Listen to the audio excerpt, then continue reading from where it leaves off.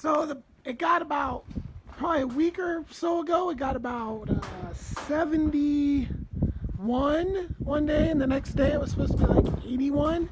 So the day it got 71, it's probably like 90 inside there, just miserable, right? So I was like, if it's gonna be 80, I gotta do something, right? So I still have a bunch of this roofing, and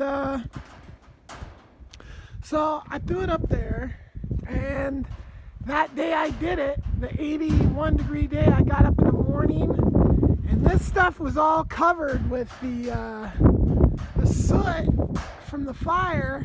So dealing with this stuff, I didn't put on a mask, and then I got so sick that day. I felt like shit. Ugh.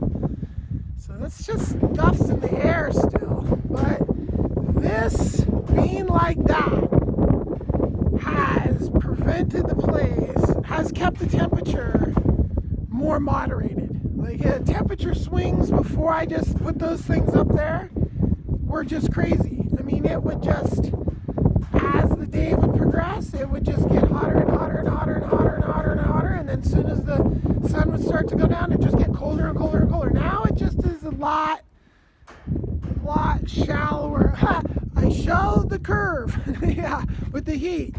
So, in the ultimate plans for this, there's another shipping container that sits right there, and that's pretty much like the roofing I need, right? I've got the roofing to cover this. I got to get this out of here. I want to get this out of here soon because I'm going to put solar panels on the roof, and pulling that out while there's solar panels up there is not something I want to do. But I don't know how I'm going to move that.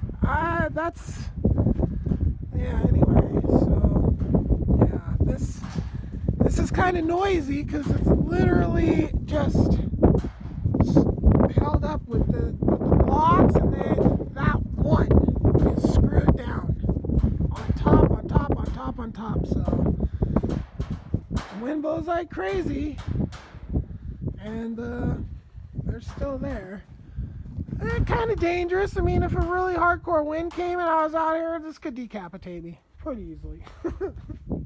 Those are the types of things I worry about.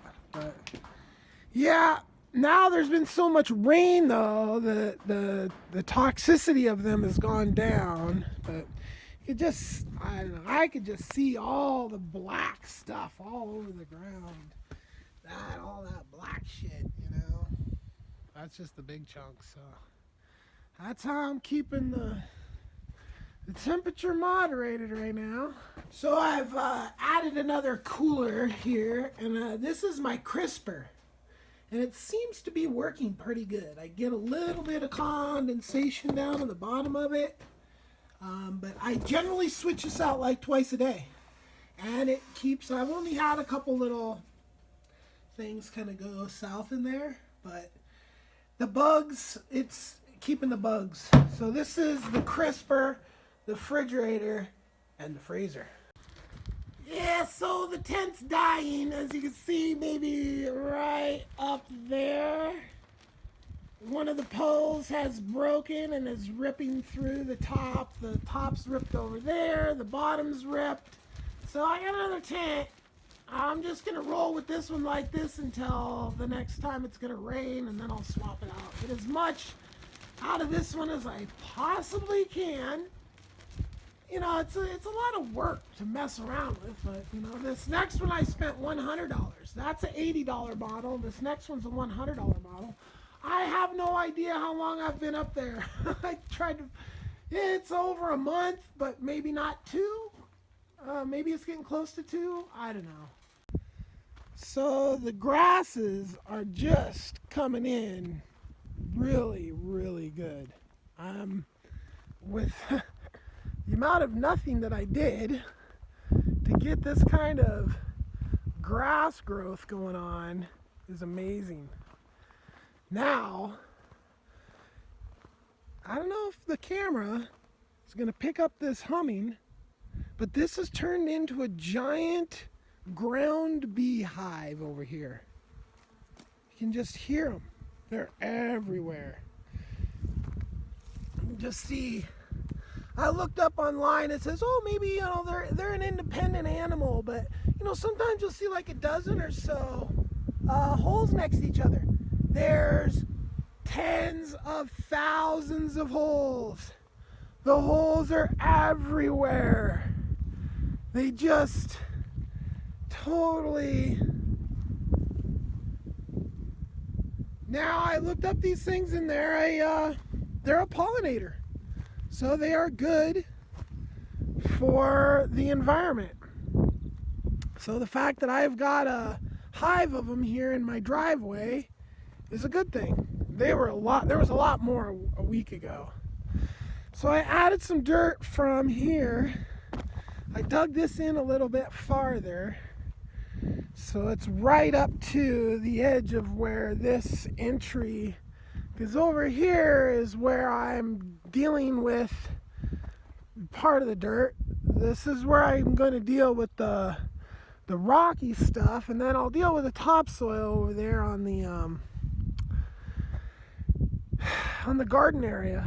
So, but the water, then, because I still have some ditching work to do here, but the house is going to be right there. So messing around right here with ditching is not really, everything I've done with the ditching up here in the front, that's all, I'm 100% on that. All the ditch around the perimeter of the property is for the animal-proof fencing, and that's a ways off. But I just love how much digging invigorates the freaking grass. Oh, look, oats. I got oats growing in my driveway. So, this is just all, I just dug this probably, last year sometime. Not long, not even a year ago. Some months ago. And the grass just loves that new dug ground. It just loves it. So I'm kind of getting down. Can you see all the holes though? It's crazy how many holes there are. Millions of them. They're just everywhere.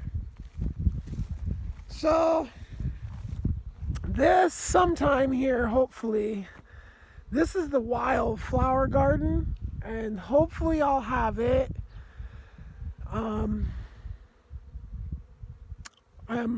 First I'm burning off all the stuff. I gotta come out here, pull out some stumps, some juniper stumps, and burning some more, trying to get it down to literally what that field over there is, 0 sage, but with a little less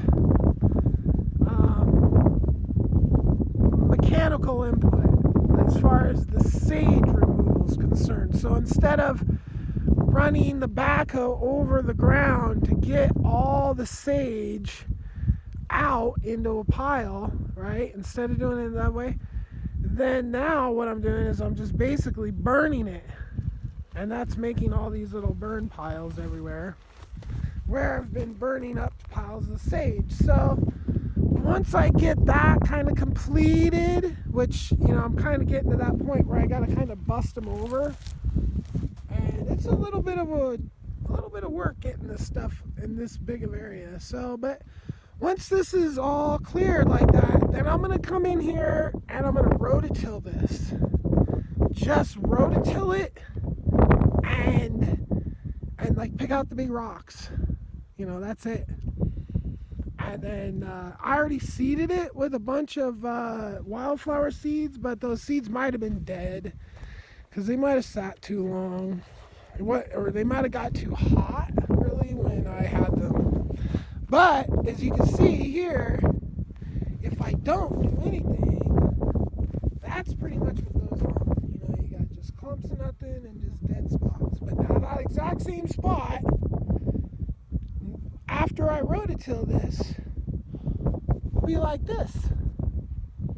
All this grass growing in here. Now, the grass isn't wildfire, but the grasses are super valuable because they're sequestering carbon, and then you bring in animals in here to eat it, and they then are the rototillers, and that's how this all starts to get transformed.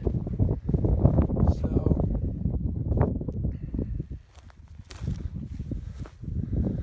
yeah, it's a little bit of a job. I just work on it little bits at a time. I had a full-blown ant. This was just swarming with ants. I put the bucket out here. Done. Dead ants. So that's a super effective way. I did absolutely nothing to the buckets this year. I just put them back out again. When I see ants, I put them back out. I have some out there trying to kill out all the ants out of the field. Ah!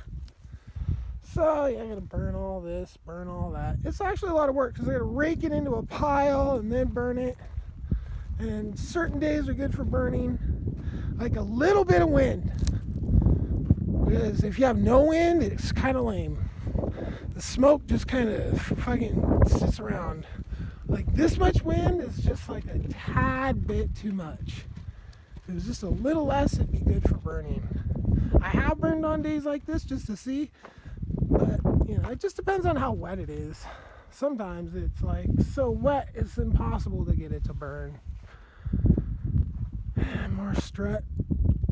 Backhoe's in the shop getting the its yearly oil change because I don't run enough hours to actually have it get an oil change before that. What is that bug? What the hell kind of bug is that?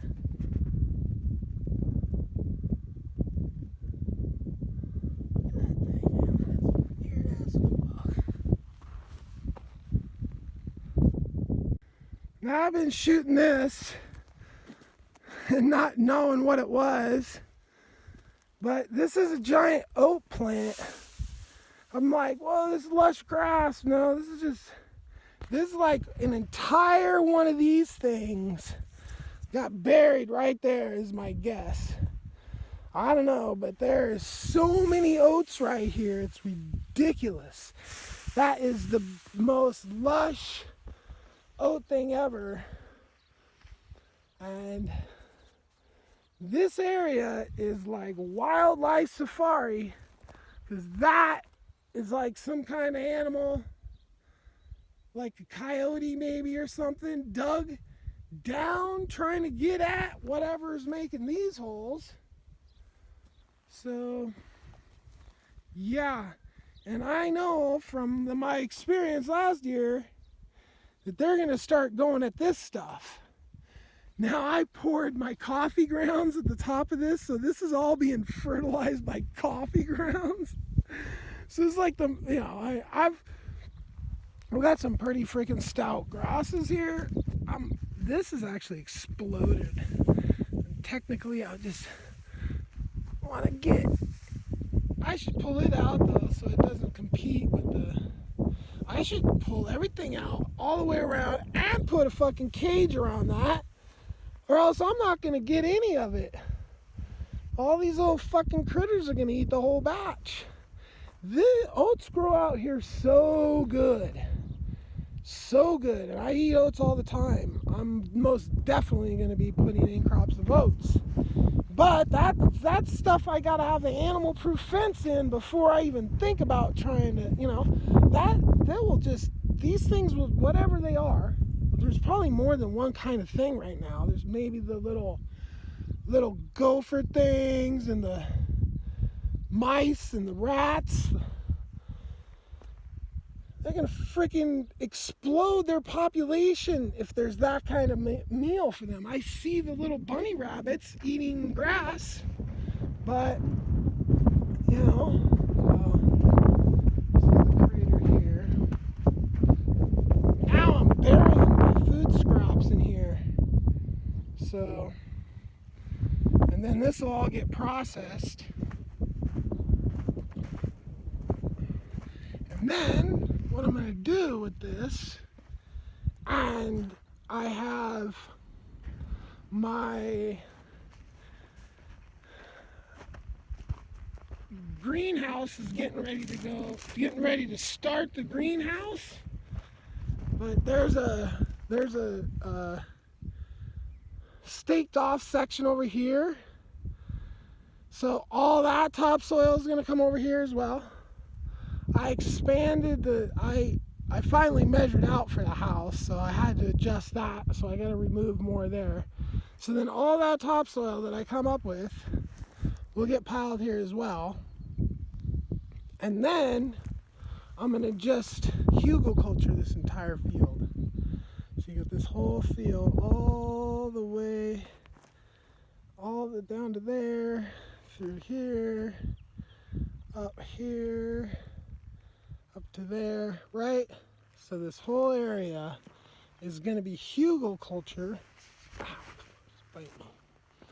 And, I'm just going to have to buy a load of, like an orchard, ideally. Somebody's trying to switch out their orchard, and I can just, get, a whole entire, maybe 2 log trucks full of orchard wood. And then that'll be I'm probably kidding myself. I probably need 4 trucks of orchard wood to make decent hugelkultur mounds all through here.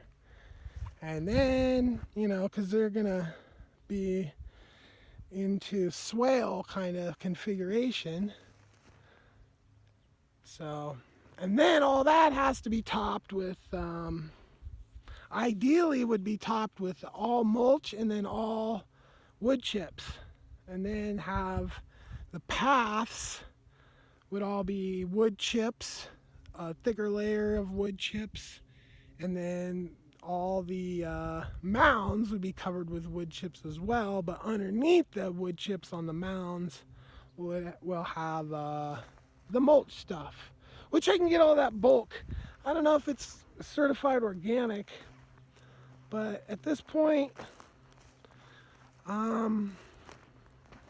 I would just be happy to have all this. But see, all this is still has to wait until there's a fence to protect it.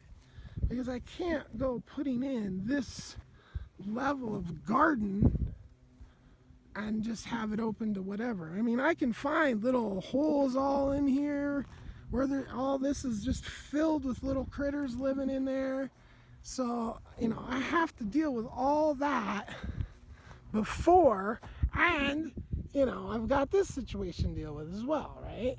This is all just a very slow, long process, right?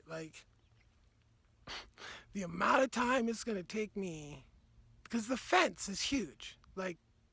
I'm talking an 8-foot tall fence that's got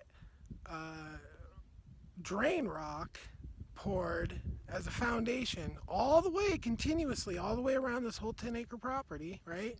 And then 8-foot welded metal fence with the pipe you get off the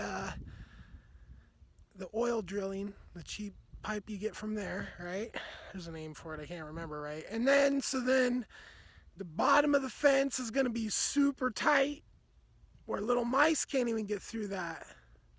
And then above, after a couple feet of that, above that is going to be where the net, and that honestly is probably going to be chicken wire is going to be the smallest, or the largest rather, gauge hole in that entire fence going all the way around the whole property, right? And this is just so I can keep the types of animals and food growing and everything that I need to do inside here without, because the mice and the rats and the rabbits and there's everything out here. They are in charge of what's being grown and eaten and all that right now, right? And that's not going to work with huge gardens full of food. The populations of rodents would just explode, as I saw, by just simply buying a bunch of straw bales, oat straw, I did. I had a population explosion of little mice and rats and stuff. So, got to be careful about that. And, I knew the whole time I was going to have to deal with the animals and all that. This is not anything that I had to come up with. I wasn't really thinking that I was going to have like an explosion by just having some straw bales delivered, but yeah. So anyway, it's this, because before I get under the fence, I got to like have a decent place to live, right? So this is why I wanted to go to Thailand. Like, there's a lot of work to do out here, and it's endless, which is all fine, but it's super slow. And, now going back and getting all the things that I already had and trying to go forward on everything that I want to do, it's just slower. So the final thing to clean up, well, I mean, there's a little more than it, but the major thing left to clean up is this shipping container right here. Okay, and it's a 40-foot shipping container full of burnt stuff. Well,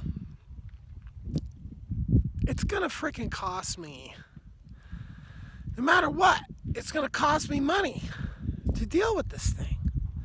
Like, what the heck am I gonna do with it? It's kind of weird now. Like, the fire changed the way like when I walk on the top, it doesn't feel like when I used to walk on the top, like the other ones. Like, the springiness has changed. So the fire like changed the composition of the shipping container, where it's probably not okay for shipping stuff anymore, right?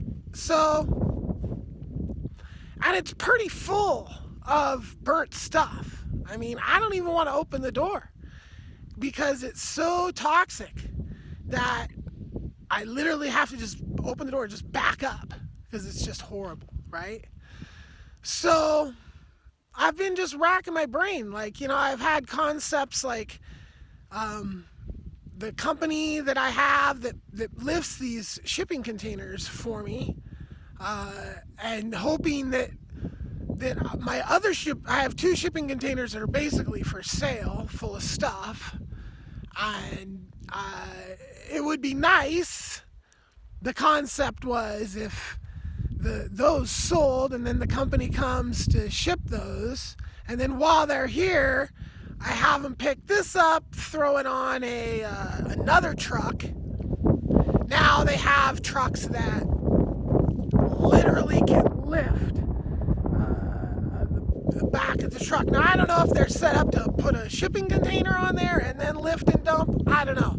But I've seen literally 40-foot trailers dumped with a giant hydraulic ram underneath the trailer that you'd never know it was there unless it was, in this dumping position, right? Well, those cranes and that's all so expensive, right? I mean, really expensive. And then everything in there is burnt. So say I want to take it to the dump, I can't just take it to the normal dump. I have to take it to the toxic dump, right? And so even if I took it to the normal dump, that's going to be a lot of money. The toxic dump, insane amount of money. I mean, so much money to deal with this thing. So what I have conceptualized to do with it is stand it up so put the doors down. So stand it up on end, okay? Like right here. That'll be a crane, but it'll just be one crane, one time, not dumping anything. Using the crap, the burnt shit that's inside of there as ballast, basically, to be able to have that thing erected. So I'll pour a pad with steel plates in the pad, so when it sits down on the pad, it can be welded to the pad.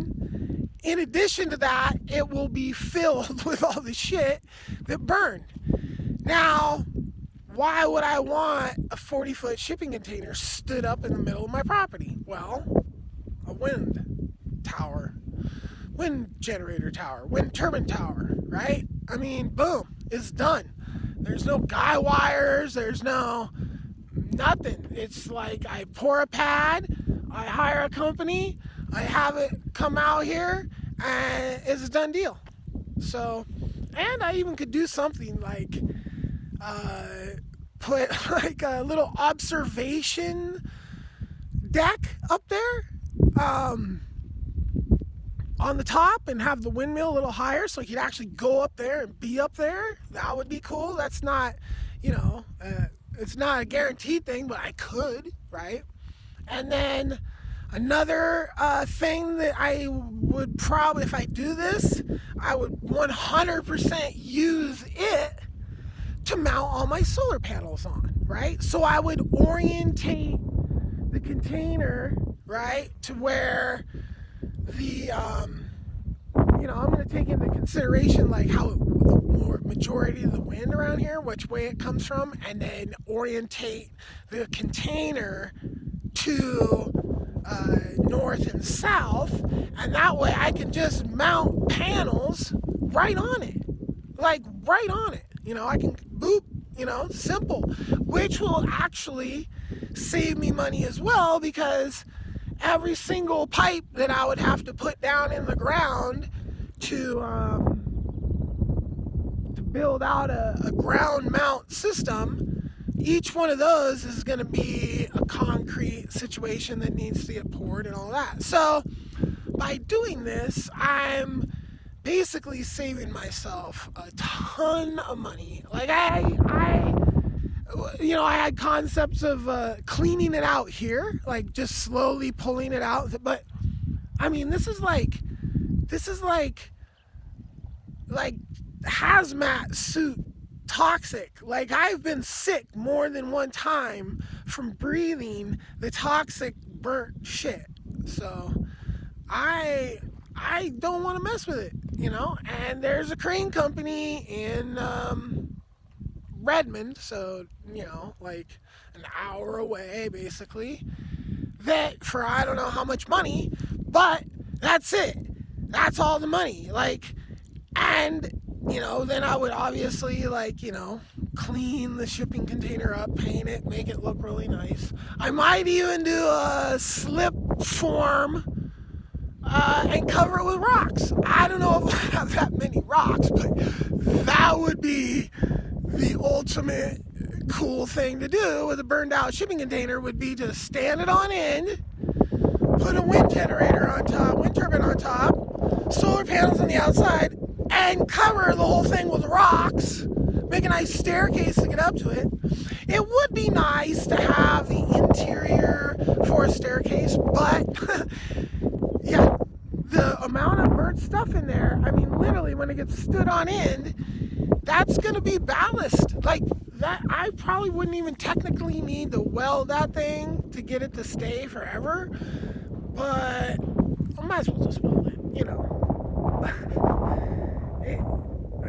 I can't think of anything better. If you could think of a better use or better or something to do with this that's not going to cost me, as much money or whatever, or make me sick, leave in the comment section below. Alright, so there's a little property update, what's going on, and the solar stuff, that's a whole other playlist. Like, you can just check that out. Those are a little longer videos, but yeah, solar. More parts today.